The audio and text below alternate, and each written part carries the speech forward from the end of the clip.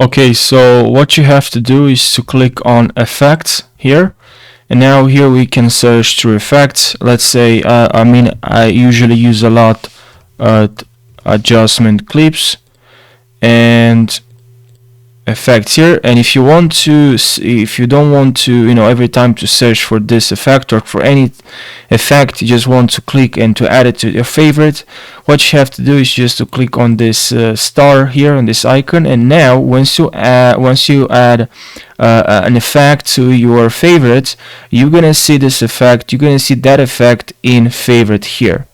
So all you have to do now, instead of just writing, if you added an effect, just click on effects. So less steps, I think now just 2 steps. Click on effects, go to effects here, click on the one you added, grab it here and add it.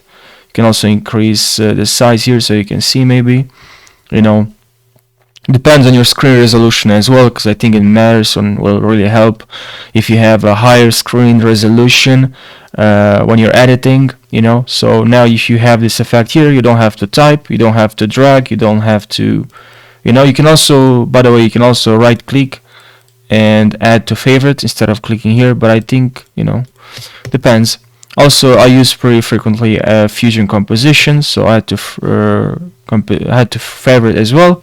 Now you can just grab here, very simple. You can also double click, So I really hope, guys, you learned something. I hope this video helped you. Thank you so much for watching, and make sure you subscribe for more. I really appreciate it. Take care.